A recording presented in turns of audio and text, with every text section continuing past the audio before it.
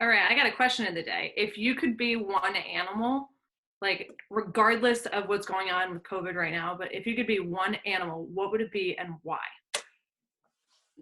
A tiger? No. A There's bear. no need to hand raise. We went over this last time. Ryan. Pointing to his bear. Oh. Why would you want to be a bear, Ryan? I'd like to be a bear because people would be afraid of me and I would have big teeth. That's it. People would be afraid of you. I don't know if people would be afraid of you as a bear. And I could eat fish raw that I used my hand to slip out of mountain streams. Would be a grizzly bear.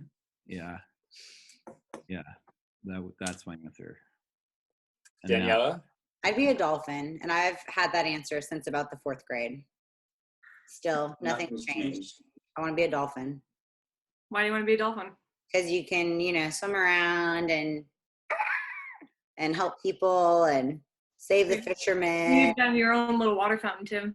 Exactly. I think it'd be a great time. Okay. Good. Nick, what do you got? I'd be an owl. Why? Ooh. Yeah. Have you ever seen owl videos? They're funny little animals, but the ones that can be standing like this and turn around all the way until they're looking behind them, it's the kind of coach I want to be. Like, you think I'm looking over here, but I've got literally eyes in the back of my head. That's a good one. Yeah. What about you, Katie?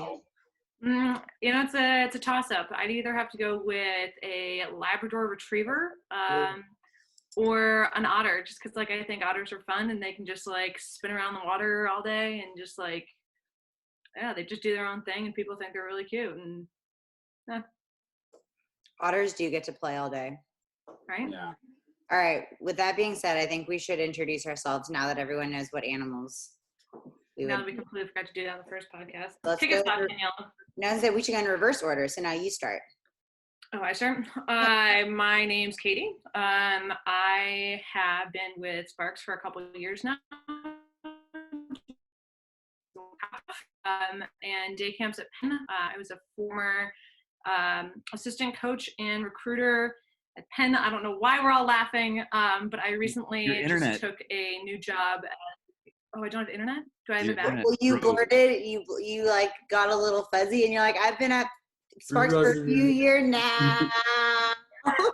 All right. Well, I'll sum it up. Sparks for a couple of years, Coxon camps for a couple of years, former collegiate coach, most recently working with the women at Penn, and I just took a new job as the director of business development and Northeast sales manager for Rower's Choice. Nick, you're up. Go team. All right. Beautiful. My name is Nick. I coach the Columbia Lightweights, and I've been here for 11 years. And before you've been there for 11 years? I've been at Columbia for 11 years. He's been in quarantine for 11 years. That is how it feels right now. So just to specify that. That's a long I've been at Columbia for 11 years and counting. And I went to The Ohio State University, go Bucks. And fun fact, I have a degree in music performance. Pretty special. Nick is a bassoonist. It's true. Are you really? Yes. God, that's so new level. Next episode, that's what we're doing. Everybody's breaking out their musical talents. There's no discussion. My name is Dog. I'm a bounty hunter. Been a bounty hunter for about 15 years. I went to the School of Life, and it suffices to say I crossed over from being a bounty to being a bounty hunter. Ah, good. I knew it. So then That's you're exactly what I was expecting. So then the next person to introduce themselves is your BFF, the Tiger King, right? That's you, Daniela. That's me, and I have my tiger cub here with me today. My name's Joe Exotic, and I'm not quarantining. No, just kidding. I'm Daniela, and I've been with Sparks for maybe 5 years now. I've done some Penn camps, Columbia, Florida. Haven't been to Boston because that's new. I was back at Not missing much. Not missing much. Went to Wesleyan back in the day. I still need to go to Oklahoma, but I try to leave the South/Midwest during the summer for my sanity. When I'm not doing Sparks things, I'm finishing up school and I coach the Alabama men's club team. Roll Tide. Boom. Roll Tide. Just so you know, just if we're really doing this, my real name is Ryan Sparks. Just so you know. So if we're not really doing this, what does that mean? Well, I'm not really Dog. sure. We're going to start calling him Dog. Is this reality or is this a construct? A very important theme from Westworld. Oh, I hear there's a new season. One of my kids in class was we all had to go around the class, the Zoom, and say something positive that had happened to them in the last few days. And she was like, there's a new season of Westwood out. And I was like, oh, good. I'm glad that's your positive takeaway for the last few days. Extremely Go through the What was your motivation with talking about like, 3 different appetize the listeners. Yes, exactly. Sorry, Kate, I didn't mean to interrupt. Fine. What was your motivation? Was that your question, Katie? Yeah. So Nick, what made you start thinking about this? Like the 3 types of people, and you list them out as 1, people who make things happen, 2, people who watch things happen, and 3, the people who say what happened. Like what brought you to this point that you kind of classified people in those 3 distinctions? So I got this from Jim Tressel, who was a coach at Ohio State for the football team for a long time. And this was one of the things that he talked about when he looked for the kind of people that he thought would be on a team that could produce championships. And he said, there's 3 kinds of people that you're going to find on this team, right? And you find people who make it happen, people who watch it, and people who kind of say what happened. The best teams are full of people who all make things happen. And by doing that, they help each other make things happen. So this got me thinking about, well, how do we think about that for ourselves? How do we think about that for our team? And if I say, oh, I'm a person who makes things happen, well, how do you actually do that in your daily life, whether it's like in rowing or in the other things you have to do in life so that you can participate in rowing and actually contribute? So that's really what got me thinking about it. And we kind of built on it from there. I always think about this thing. Well, what kind of person are they? Which one of the 3? So when you're talking to a prospective recruit, do you always look for the people that are going to make it happen, or do you think that there's an ability for somebody to grow or adapt into another classification? Like, how do you distinguish those? Yeah, so you can always, I think one of the things about these 3 types of people is it doesn't tell you like who you are, just this is who you are. It says, what kind of choices are you making? Right? Because these are all things that are determined by the choices you make. So I think you can absolutely learn it, right? And it's about being observant and paying attention to little details. I think like the details matter. And I just had a recruiting call the other day with a high school coach who was telling me about an athlete who paid such close attention to detail. And we went through some of the instances, and that made me say, okay, this is a person who makes things happen, not just for himself, but also for the team and the program. So I think you can learn them, but you have to be exposed to those. And I think, really good coaches are good about saying, hey, this is this thing where I saw you kind of standing around, like the trailer loading. Everybody has seen those people. They're like, oh my gosh, the trailer's done. Right. What role do you actually play in it? I think that there's Absolutely. there's a radar that's built into coaches that have recruited for more 5 to 10 years. Like after you've spent enough time in recruiting, I feel like there's like an intuition. Like you have a conversation with a student, and you're like, is this a self-motivated student? Is this someone that I can trust to manage themselves?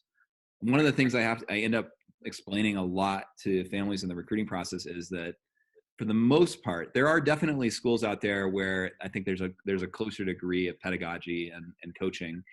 But I think in an ideal world, and particularly on the most selective level, coaches are really looking for athletes who can manage themselves. There's not a lot of the ideal is that the coach's job is a performance manager. The coach's job is not to hold your hand. That's, again, on the highest level. I would say that there's definitely teams out there where coaches have to work with walk-ons to get them to even have fun in the sport. But, there's a huge variation. but I would say that radar, I mean, I recently spoke with a recruit who was kind of in a transactional mindset of like, well, if I do this and they like, then what will they give me for it? And how should I ask them what they'll give me for it? And I was like, if you approach them with that, anybody who's an experienced recruiter is not going to respond well, because ultimately, like, it is about, what can you do for them all the time, and like, what can you do for that team for giving you a guaranteed potentially place at a very selected institution. Right. Yeah. I think it also, kind of just depends on what sort of person and what initiative they take in other aspects of life too.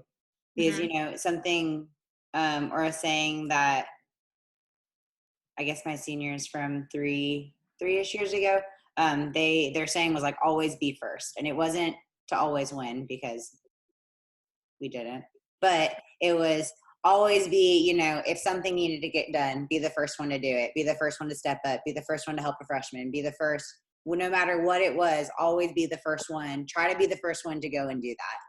And I think if you're surrounded with the right people with the same mindset, it's really easy to get into those habits and to make things happen. But I think some of it does depend on your environment. So depending on, how much autonomy these high schoolers have at their high school programs, like that contributes to it, because, I think there are some high school programs that are really hands off, and you show up and you row and that's your job. And I think there are some where they have some more roles for leadership and ways that, they can take a little more responsibility. And I will point out right now, like, anybody listening to this who is actually in high school, all three of you, there's a large problem, I would say, with like what we're hearing about is kids who, potentially their team is like, I read an article that 50% of kids are not checking into online classes. And so I don't know what that really means. I can't give you a statistic on how many kids are actually doing the training their coaches are sitting out, and like how many teams are actually kind of coming together around that. But I mean, being first means like actually doing it, but also potentially initiating a Zoom call with your teammates, even if you can't get them to train. And let's be clear, if you're a college athlete and your coach is sending you a training plan, as a big no right now. Nothing, zero. You could ask for something, but if you're getting stuff. Oh, Nick, please. That's a very small NCAA violation. I think that we should just consider whether we should clarify. He's not asking for the results. He's just giving it out and just saying, "Hey, this is an idea." I'm not even giving it. We're not even touching it. We're just like, yep. Go be fit. Have fun. Because they know the importance that if they don't do the work, then they're going to come back, whenever this is lifted, say, the summer, where some of them may have U23 aspirations, or coming back in the fall, if there is a fall.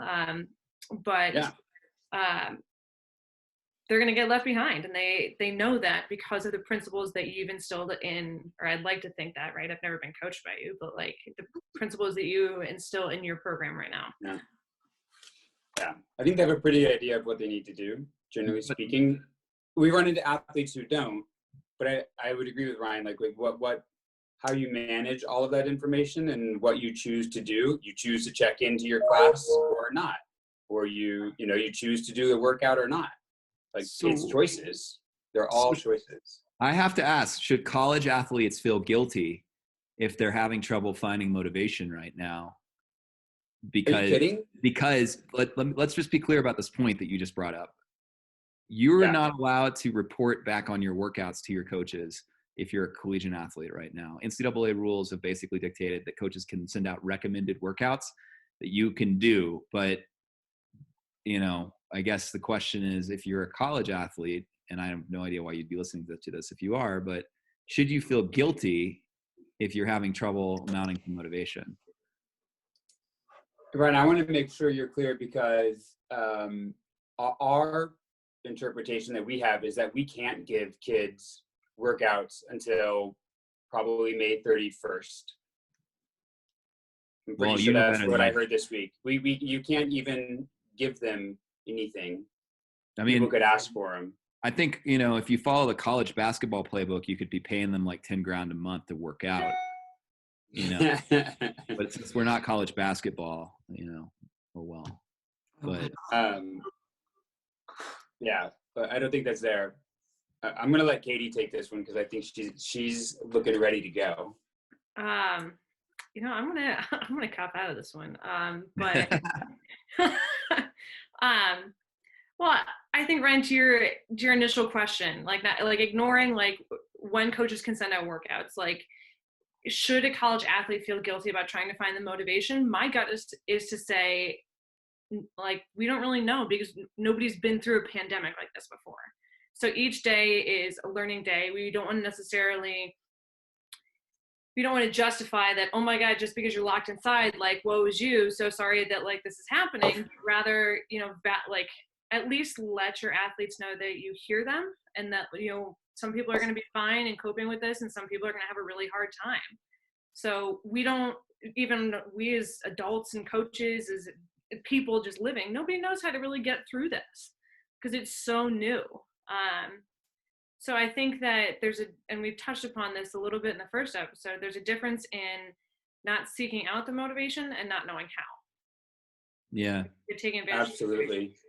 So how can one be first in terms of taking care of oneself or how can one make things happen in terms of taking care of oneself in this context? In other words, what I'm asking is, in terms of making things happen, like, isn't that kind of part of this? It's not just loading a trailer or being ultra motivated to take all the fear you feel and put it in the flywheel of the erg.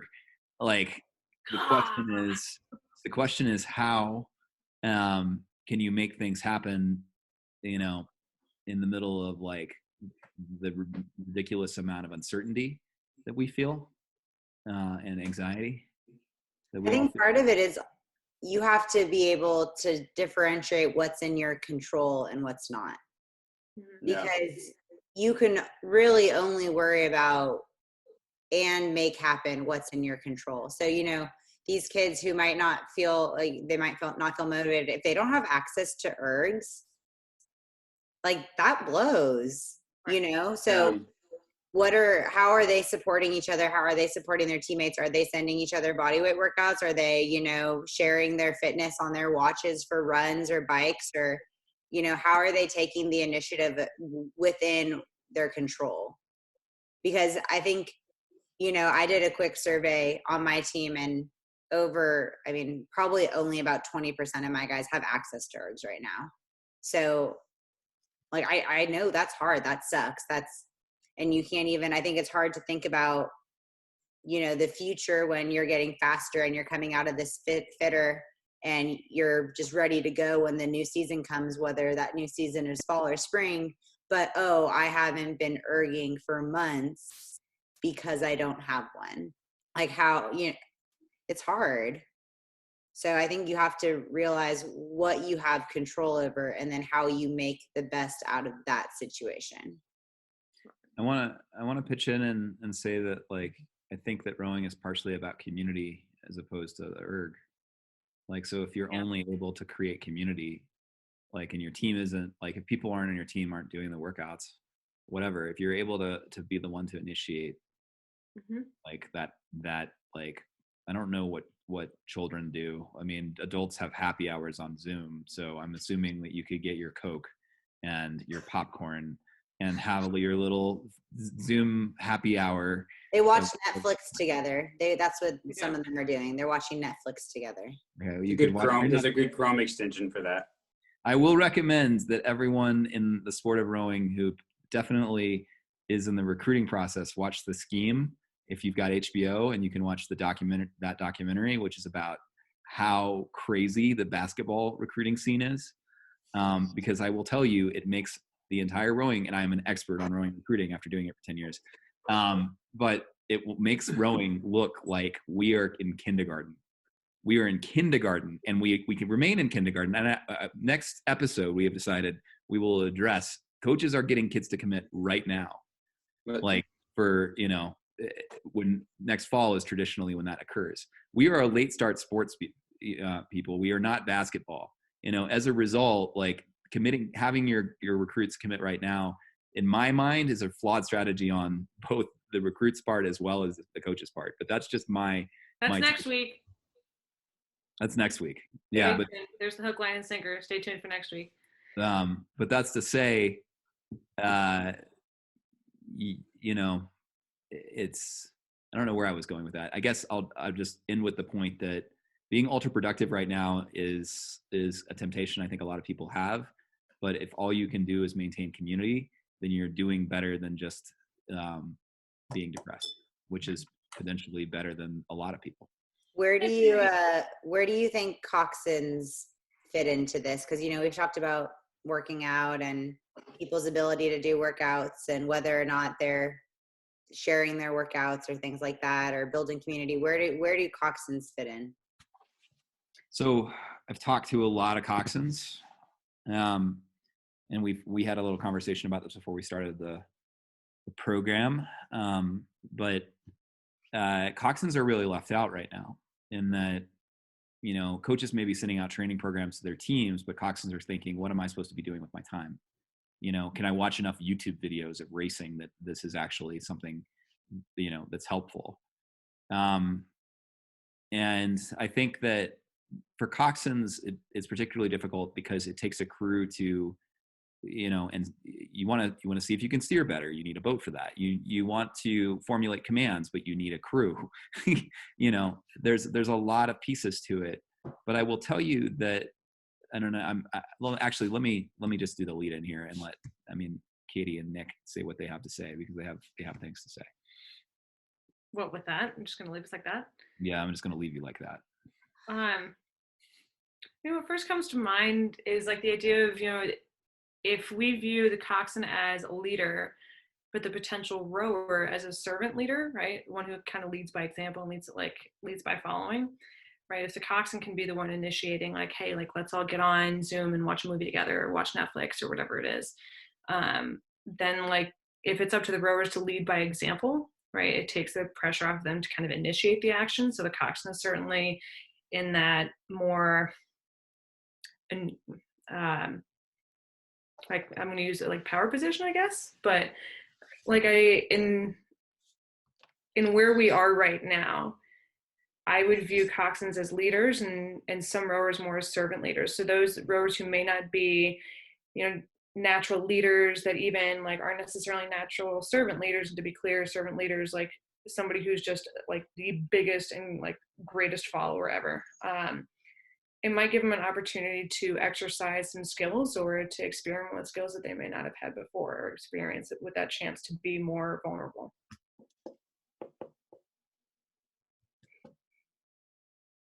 All right, Nick, what do you got? I think the biggest thing I would agree with you on all those things. I think coxswains can do it. I think for some coxswains, they may have a teammate who, like, that's something that they're going to naturally do, and the thing to do to know your team. And so if your thing to do as a coxswain is to take the lead, take the lead. If your thing to do as a coxswain is to support the couple people on your team who are going to be the ringleaders, if that's just naturally who they are, your job is to support them. And I think that's the hardest part of being a coxswain. You have to know which one of those things is happening, and then you have to know how to engage, and how to step in and support those people or take over yourself. I think that's those are some of the big things with the team. The other part for coxswains is like, it's a learning thing. Like, you're learning about people, you're learning how to talk to people, you're learning how to give feedback, you're learning how to structure that feedback so people don't become defensive, and that you can have real conversations. Those are things you can be doing all the time. And they don't take a ton of effort. Like, right, you can sit back, you can watch some YouTube videos on it. There's some great TED Talks on it, and you can just chill out and say, oh yeah, that would be interesting. And then you're going to come across something that's going to give you an idea. And you're going to say, this is something that I feel this resonates with me, how I talk to the team, how I work with the crew, how I want to give feedback. And you're going to look at that TED Talk, or you're going to look at whatever it is. And then you're going to start, okay, well, where did they get that from? And then you go start exploring things. And suddenly 3 weeks later, you've kind of developed a whole new repertoire of how to communicate and talk. And when you do get back on the water, you'll be ready. So, so I think the leadership point is is very important. One of the books that we've been recommending, or I've been recommending to a number of coxswains that and I've spoken to a lot of coxswains in the last few weeks, is Dare to Lead by Brene Brown. Yeah. Yeah, it's good. It's a solid book that is really helpful insofar as better understanding leadership. I think, so we ask on Instagram, like, what do you want to hear about? And, I hear like coxswain recruiting and recording, coxswain blind spots and how to see around them without messing up your race line. Coxswain requests, like, what do rowers want to heat? I believe that's here, and when. Steering tips, how to evaluate recordings, should you send to coaches versus shouldn't. So just to kind of talk a little bit to each of those things. First of all, recordings are going to be a weird thing in this recruiting cycle, in that coaches are going to recognize you don't have your May racing, like 6 boats across recording that is like put together. And as a result, it's a bit harder to put a good recording together at this point, unless you just literally want to go in your backyard and do it. But that's to say, only really, in my experience, 50% of coaches are asking for recordings. I would say that some coaches are not. Some coaches are really looking at a coxswain and essentially looking at, I think coxswains who really want to be competitive about the recruiting process need to have good networking skills. I mean, that's a different skill from rowing or academics, but they need to be able to build relationships with recruiters such that recruiters feel reassured that they are of genuine quality. But I'm going to interrupt you. Yeah. What do you define as a good relationship between a coxswain who's a prospect and a college coach? You said, like, here's some things I see in a good relationship, whether they get recruited or not. Like, what are you looking for?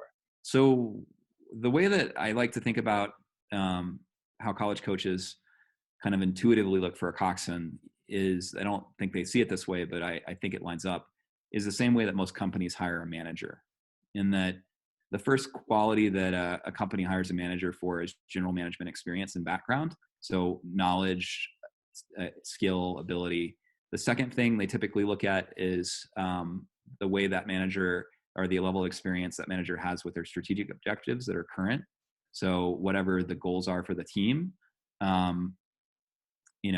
the manager understand those? Does the manager know how to facilitate those goals? Or does the coxswain understand the goals for the team? Does the coxswain understand how to facilitate that? And then the third thing I think is management style or coxing style. So in other words, what is the kind of expectation of the style on the team, and is the coxswain going to be able to come into that in a pretty natural way?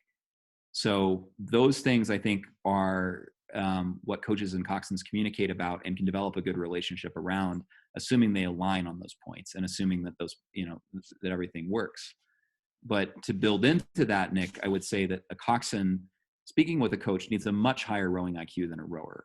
And so one of the things you can do as a coxswain right now is not be thinking as much about your calls, because you can't do much, but you need to be educating yourself a bit about being the sport of rowing. You need to understand, why a 2K is 80% aerobic and 20% anaerobic. You need to understand what the parts of the stroke are and how they work in the biomechanics of rowing.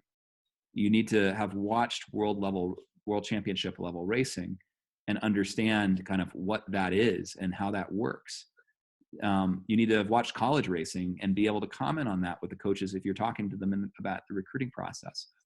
You can be a student of the sport right now, and that is an X factor that a lot of coxswains miss out on. But the very top end of coxswains, the ones who get recruited at the slots that everybody wants, those people typically understand rowing on a far better level than the majority.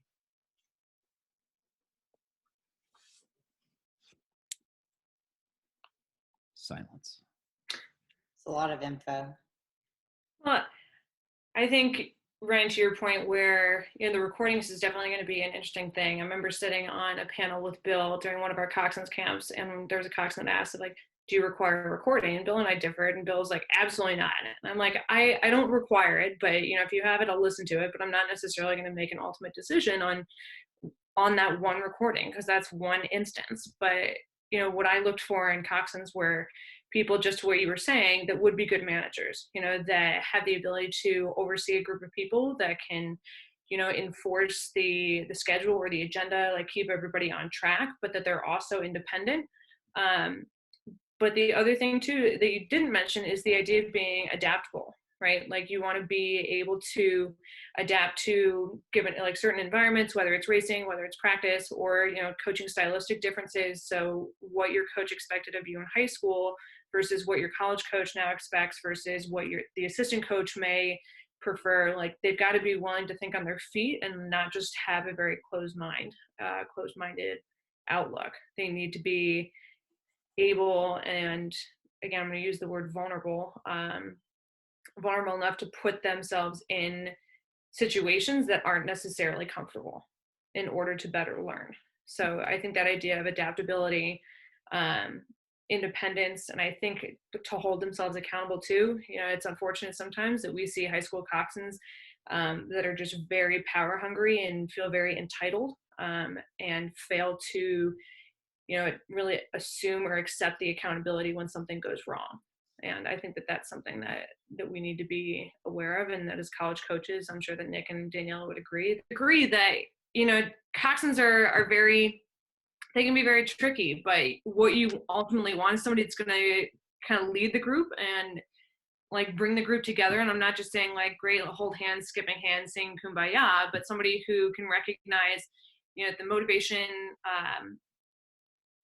from each athlete, like what motivates them, how to push them. And the main way that you're going to find that out is through conversation. I look at how people communicate, like how can a 16-year-old coxswain that if I've got one spot, how do I feel like they're communicating just in everyday life? Like if I ask them, what are some of your most memorable moments in the sport of rowing? Like how intensely, like how emotional are they getting about it? Like are they being very detailed? Are they confident in what they're saying? Or are they just saying what they think I want to hear? I see that. I mean, that it's the rarity is finding someone who it has the right balance of confidence and adaptability, in my opinion. Like that's someone who's consistently willing to question themselves and yet wants to do a good job versus there's definitely that high school personality type you talked about, which is more like just kind of like a little too difficult, a little too sure of themselves, a little too like a little too arrogant. And sometimes, to be honest, I think coaches are at fault for making their coxswains that way. In terms are, coxswains want their teams are like kind of pushing on them to be that Napoleonic figure. But to be honest, like all great leaders, in the words of Marcus McElhenney, 2008 bronze medalist men's coxswain in the U.S. men's 8, speak softly and carry a big stick. There's I'm pulling together my thoughts on this, but the vulnerability part is really big, because if you can't be vulnerable as a coxswain, right, then none of the messages that you need to hear and you need to learn and you need to understand to connect to the people who you're working with, who you're coxing, who your coaches are going to get through. And that's hard, because that means you're going to have to say, I'm wrong. I was wrong. I was wrong. I was wrong. And that is okay. Like, we want to normalize those kind of mistakes. Like, yes, you made a genuine mistake because you were believing this.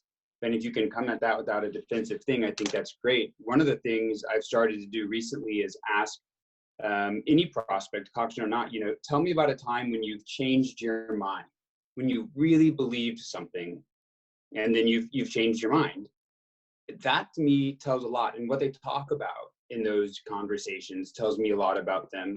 And the thing you were looking for, Ryan, there's a name for that. It's called the Stockdale paradox, which is where you have this fervent belief that you are right, you have the answer, and at every second you're also questioning everything you do to make sure that you're right. When you have both of those lined up, that is usually what drives people forward to really high levels of achievement. But it's brutal and it's hard, but it can be learned. It can be learned. And that's the thing that I want to get across, that you can learn to do that. And how can they learn to do that right now? You be vulnerable.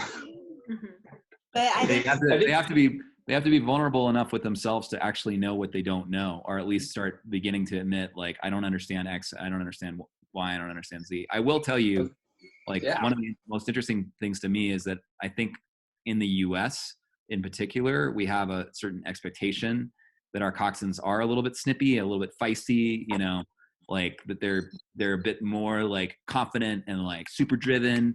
And to be honest, I think that that's not I mean, that personality kind of foundation isn't very helpful in terms of what I see performing on the international level, to be honest. I agree with that.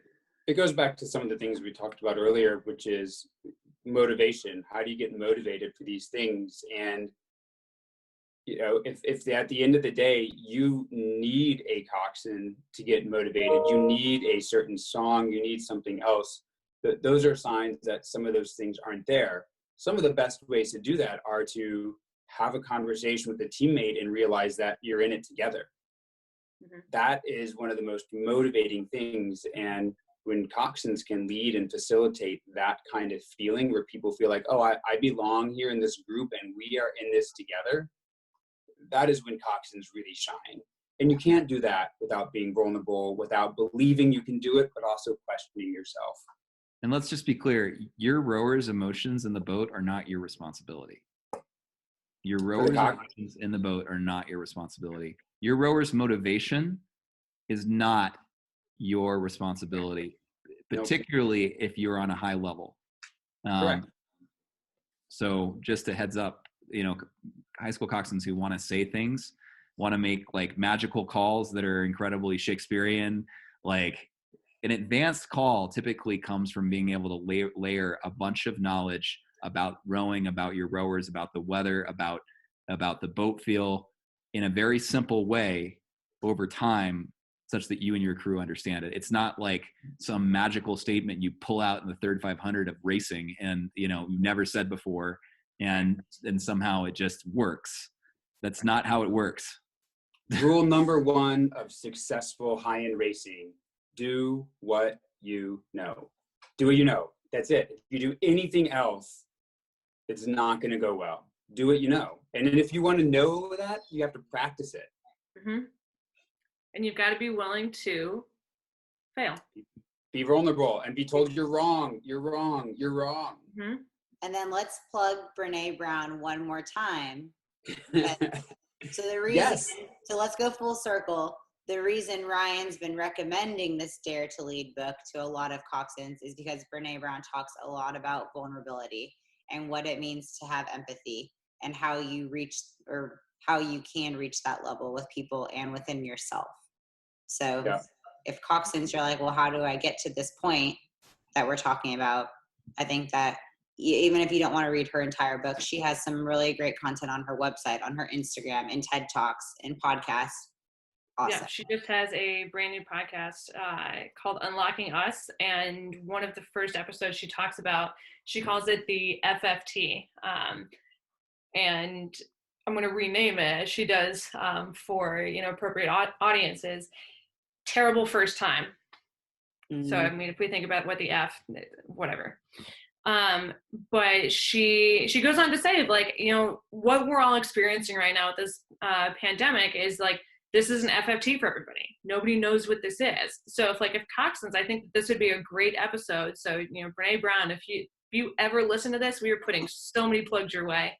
But I think if coxswains can, you know, come up with these ideas of like, all right, what are my FFTs? Like, all right, I'm coming up to varsity for the first time. Like, all right, you know, what are my action steps? Can I come to, and she talks about like coming to realization with it. She talks about kind of putting yourself in a reality check. I thought that was very great. So, you know, Brene Brown, huge tool for coxing. So that's what there's go ahead. One of the things I got from Oscar Zaria, who was a Columbia grad, but then he went to Oxford and he won the boat race, was he spent a lot of time talking with me and then our team about strategy and tactics. And really 99% of your entire career is on strategy. And the strategy in rowing is cover more distance per stroke, right? That's it. I mean, at some point you can't increase the rating anymore. Like, right, you're at a race, you're in a sprint, like you're going as fast as you can. The main thing you're trying to do all the time is get a little farther per stroke, get a little farther per stroke. Tactics are this like these very little snapshots in time where you have to do something in order to change a race outcome. But we end up spending so much time talking about the tactics, the magic call, when really 99.99% of our time is about how are we improving on our strategy? How am I making calls to help us get more run per stroke, to develop more feel, to adapt to new people in the boat, to be a little more controlled with the blade, all the things that affect the strategy. So keeping all these things focused on the right thing that's going to give you the most bang for your buck is the most important part right now. Like, what's your strategy? And how do you communicate that strategy back? It's not just it's Absolutely. not constructing the perfect call, but it's how are you efficiently communicating what that strategy is in your head to your really like good. It just, the internet is your enemy. Things you can control and things you can't. Can't get. Well, I could, Namaste. I could control my internet. I could. Do you wanna repeat that one last time? No, I don't. I What think happened? the last line was just like, figure out how to communicate the strategy in your head to the rowers so they think less about the words that you're saying and more about the action that needs to be done. Yeah. Did that go through that time? Yes. Yeah. Great, thanks. I'm just gonna shut up for the rest of the podcast. Well, I mean, we got 2 minutes of the podcast left at best. So how do we want Let's switch over. What are we reading? I pulled my books out. So, I mean, the top one kind of sucks, by the way. The one the $1 Trillion Coach. That's not I don't like that book. What? I liked it. Well, we can disagree. We can agree to disagree. I'm reading The Lord of the Rings for like the second time this year right now. Nice. Because Classic. I find it comforting.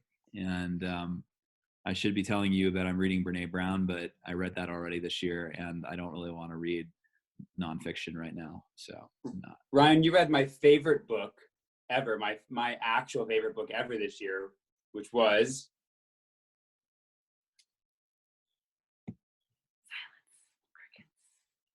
Dune. Dune. Dune. D-U-N-E. D-U-N-E. Frank Herbert. I should have known that. I can't. Yeah. Okay. Yes, I read Dune. I was thinking about reading the sequel to Dune. I have not gotten to that yet. I listened to the audiobook version. I never really read the books. I just listen to the audiobook because it helps me like do things with my hands while I'm listening to the books, and I can appreciate that. But yes, Dune, I would recommend. It was a very interesting read. I probably will reread that one as well as Lord of the Rings because I like that one too. What are you watching? You're listening to, Katie? I want to apologize though because I should have known that, Nick. Like, No, you just let him down big time. Defriended. Are you guys even friends? We were roommates for 2 years. We had squirrels. Well, some roommates work out better than others. Just saying. It was great. We had an awesome time. We watched all of Stargate SG-1 together. So you didn't see me and All Katie 10 in seasons. Saratoga. No. Sarasota. We weren't in Sarasota. Danielle was my built-in nurse, and like again, shout out to the campers that were there that watched me split my foot open on an oyster bed. I still have the scar on my foot, so I'm feeling fine. It was the best of times and the worst of times. On that note, I'm reading Blink by Malcolm Gladwell. Oh yeah. But the one that I gotta go with, it's lighten up Instagram, is Untamed. Oh, I've heard about it. Is it good? Do you like it? Super, super good. It's a memoir, but I don't feel like it's a traditional memoir that is just very like factual. It's very much just like a real life story. So highly recommend it. Oprah recommended it, so so does Reese Witherspoon. So it's got to be good. The New York Times did. So, Danielle, what are you reading? I'm trying really hard to finish my dissertation, so I'm just reading my manuscript over and over again. It's by me, Susan Nara, 2020. Good. Is it going to be a New York Times bestseller? It probably won't. Hopefully no one will read it, but I'm definitely reading it. Nick will read it to me over the phone, so it'll be my audiobook. Ryan can join it too. I can join it. I will be the sound engineer because Dune and Lord of the Rings both have sound effects. That's part of Wow, the beauty of that's audio. probably really cool. Dune, is for actually whatever cool. reason, they use this sound effect through the entire audiobook of Dune that makes it they're in kind of like a, I don't know, a refrigerator. They're reading the book from inside a refrigerator. Yes. A refrigerator's loud? And it's like a humming noise, like you're in this. Like Maybe one of you're those on a old- spaceship. I don't know. Like a little bit What? of like almost like a film noir background kind of noise. Like a. Okay, we just went to one extreme to like a refrigerator to a spaceship. Can we just Yeah. discuss that for a minute? Refrigerator and a spaceship sound the same Yes, from the inside. from the inside. We'll test the theory next week. Next week, from inside the refrigerator. You We'll be have the recovering. Corona crew coming to you live talking about recruiting. Until then, kids, stay safe, stay healthy. Wash your hands. Wash your hands. Love your Sparks family. Bye. Yay, we did it.